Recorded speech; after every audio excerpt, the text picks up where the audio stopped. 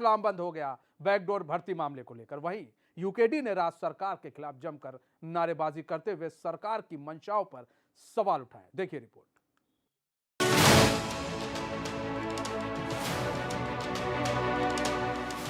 हम विपक्ष हैं, हम सब्र नहीं करते, हमको तो हल्ला करना है, सरकार पर सवाल उठाना है, क्योंकि हम विपक्ष हैं।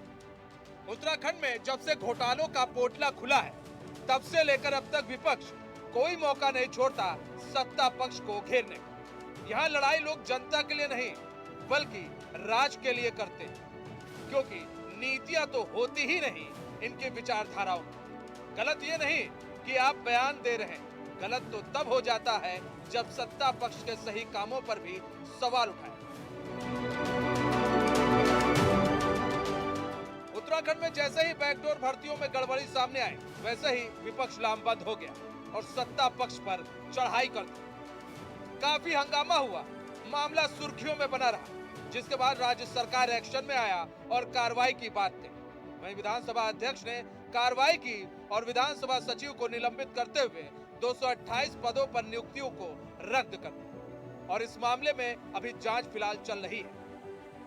आपको मैंने जैसे कहा, आपसे पहले भी मेरी मुलाकात हुई और अब मैं दोबारा से इसको अंडरलाइन कर रही हूँ।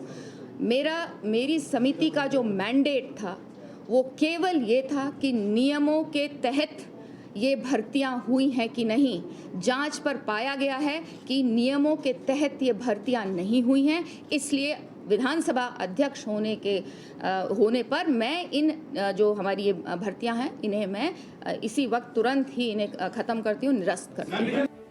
कहते हैं सब्र का फल मीठा होता, लेकिन विपक्ष इस बात को या तो समझ नहीं रहा या समझना नहीं चाह रहा कि जांच हो रही है, सत्ता पक्ष को थोड़ा समय दिया जाए। बैकडोर भर्तियों की नियुक्ति पर हुई कार्रवाई पर कांग्रेस प्रदेश अध्यक्ष करण महारा ने सवाल उठाए कि बिना नोटिस के कैसे सबको निकाल दिया गया। नियुक्तियों को लेकर चल रहे प्रकरण में ये बहुत ही दुखद पहलू देखने को आया कि जल्दीबाजी में बिना नोटिस दिए हुए लोगों को बर्खास्त करने की कार्रवाई विधानसभा अध्यक्ष के द्वारा की गई है, जो अपने आप में केस को कमज़ोर करती है। कांग्रेस की लड़ाई किसी की नौकरी से उसको हटाने के लिए नहीं थी। कांग्रेस ने लड़ाई इसलिए लड़ी थी कि जिन नेताओं पे जनता ने भरोसा करके उनको इस योग्य बनाया था कि वो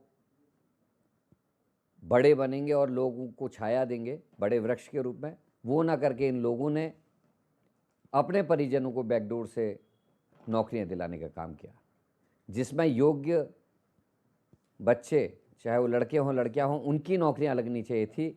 उनके स्थान पर अपने परिवार के लोगों को बैकडोर से इन लोगों ने नौकरियां लगाई। क्या वो सामने आकर माफ़ी मांगेंगे? आदरणीय गोविंद सिंह कुंजवाल जी ने सर्वोदयी नेता होने का परिचय देते हुए सामने आकर ये कहा कि मैंने गलती की है और मुझे मेरी गलती की सज़ा मिल रही, मैं चुनाव हार के आज घर बैठा हूँ। केंद्रीय मंत्री महोदय, राज्यसभा में गए हुए सांसद,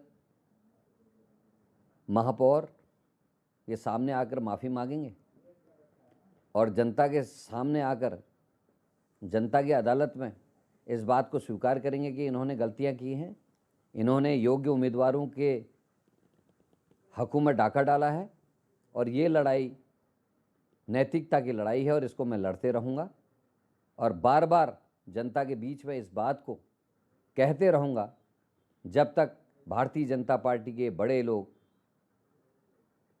सामने आकर माफ़ी नहीं मांगते। कांग्रेस ही नहीं, यूकेडी भी कोई मौका नहीं खोना चाहती अपनी खोई जमीन को तलाशने के लिए। यही कारण है कि यूकेडी भी राज्य सरकार पर लगातार निशाना साध रही है। अब यूकेडी ने विधानसभा अध्यक्ष रितु खंडेरी को निशाने पर लेते हुए कहा कि उन्होंने दूसरे अध्यक्षों की नियुक्ति किए कर्मचारियों को तो हटा दिया, लेकिन खुद भी उत्तराखंड के बाहर के व्यक्तियों को विधानसभा में नियुक्ति दे दी है। यूकेडी नेता सेमवाल का कहना है कि इस मामले पर भी जांच होनी चाहिए। ये लिखा है आपके साफ तौर पे, ये 19 अप्रैल 2022 की भर्ती है, 19 अप्रैल 2022 की। और क्या लिखा है?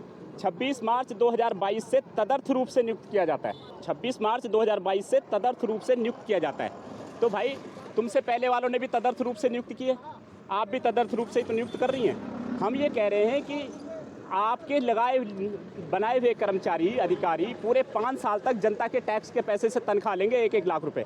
तो हम लोग अयोग्य लोगों को अपने टैक्स के पैसे पे क्यों झेलें, जबकि हमारे तमाम लोग जो है यहाँ पे सड़कों पे बेरोजगार घूम रहे हैं और प्रतिभाओं की कमी नहीं है। हमारे लोग आईएएस में निकल रहे हैं, पीसीएस में निकाल रहे हैं, तमाम देश के बड़े बड़े पदों पे बैठे हुए हैं। तो आप इस तरीके की फर्जी भर्तियां खुद क्यों कर रही हैं? और अगर आप इस तरीके की फर्जी भर्तियां कर रही हैं तो आप ये ईमानदारी का ढोल क्यों पीट रही हैं? आप तत्काल इनको कैंसिल करिए, हमारी यही मांग है। नहीं तो उत्तराखंड क्रांति दल सड़कों पर उतर के आंदोलन करेगा और तब तक चुप नहीं बैठेगा जब तक ये राज्य बनने से लेकर के अब तक सारी फर्जी भर्तियों, सारी बैकडोर भर्तियों पर कार्रवाई नहीं होती। कुल मिलाकर सवाल यह उठता है कि अगर कोई सरकार काम कर रही है भ्रष्टाचार को लेकर तो फिर उसका साथ देना चाहिए और कुछ समय देना चाहिए सरकार को कि आखिर सरकार की तरफ से क्या कदम उठाए जा रहे हैं। वहीं राज्य सरकारों को भी भ्रष्टाचार के मामले में जल्द से जल्द कदम उठाए जाना चाहिए और कदम ऐसे कि वो नजीर बन जाए। एचएनएन के लिए उत्तराखंड से संवाददाता अस्करी जाफरी की रिपोर्ट।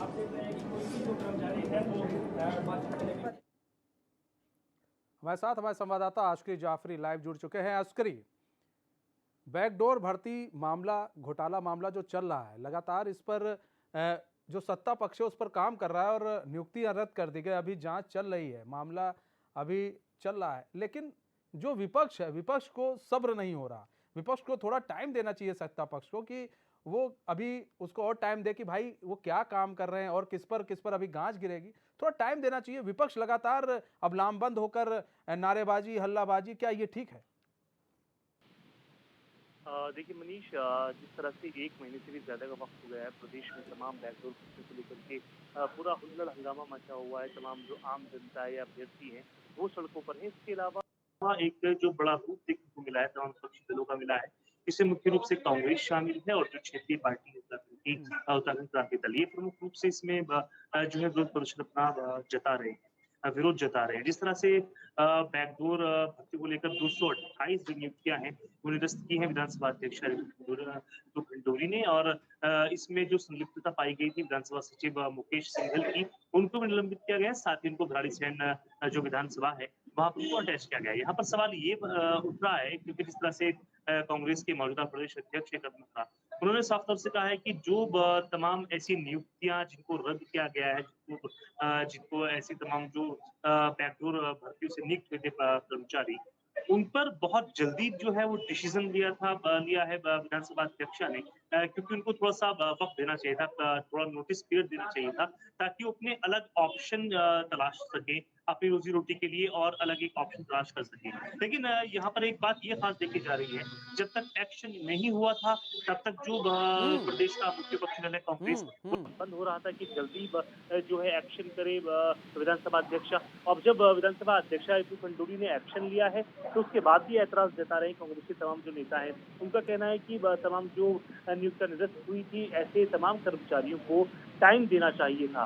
तो ये विपक्ष है। सबसे बड़ी चीज है अस्करी, ये भी देखिए ना, करण महारा ने एक लाइन कही कि हम ये नहीं चाह रहे थे कि उन लोगों को हटा दिया जाए, हमारी लड़ाई तो कुछ और थी। अभी तक जब तक कार्रवाई नहीं हुई थी तब तक यही लोग सड़कों पर उतरे थे और कहा गया था कि ऐसे लोगों को हटा दिया जाए, तुरंत इस भर्ती को निरस्त कर दिया जाए। और जब वो लोग हट गए तब ये लोग कह रहे हैं कि हमने तो ये मांग नहीं की थी, हमारी तो मांग दूसरी थी, हमारी तो मांग थी कि सफेद पोशों पर कार्रवाई की जाए।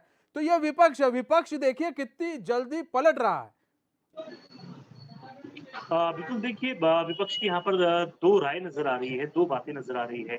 एक तरफ वो कार्रवाई की बात करता है विपक्ष, एक तरफ बात कर रहा है कि अगर कार्रवाई हो गई है तो जिनके खिलाफ कार्रवाई हुई है उन तमाम कर्मचारियों को नोटिस दिया जाना चाहिए था। तो यहाँ पर ये समझना बेहद जरूरी है, क्योंकि जिस तरह से जांच समिति ने पूरी जांच किया है, इंस्पेक्शन किया है, तमाम जो बैकडोर भर्तियां हुई है उनको लेकर के, और करीब 1 महीने का वक्त इसमें लगा है। तो ये पूरा 1 महीना तमाम कर्मचारियों को मिला है। अगर ऑप्शन देखने वाली बात है और जॉब के लिए, तो ये पूरा 1 महीना पर्याप्त होता है किसी और ऑप्शन के लिए। ऐसे में ये कहना कि और वक्त दिया जाना चाहिए था, ये कहीं ना कहीं जो है तर्कसंगत बात नहीं। देखिए सबसे बड़ी चीज ये है कि हम ऑप्शन क्यों दें? अगर इनकी भर्ती ही गलत तरीके से हुई है तो फिर ऑप्शन का कोई मतलब ही नहीं बनता है। इनको पहले ही पता होना चाहिए कि अगर कार्रवाई चल रही है या फिर ऐसी चीजों पर अब कार्रवाई होगी तो इन्हें खुद ही अपना रास्ता तलाश लेना चाहिए था, पहले ही रास्ता, उसमें ऑप्शन की कोई बात ही नहीं होती है। ये तो एक बेबुनियाद बात है कि अब इनको ऑप्शन देना चाहिए, अब हमें ये करना चाहिए, हमारी तो बात ये नहीं थी, हमारी तो मांग ये थी। तो अब ये तो विपक्ष जो है खुद फंस रहा है, क्योंकि देखिए सत्ता पक्ष अगर काम कर रहा है तो उसे करने देना चाहिए। बहरहाल आप बने रहिए अस्करी हमारे साथ।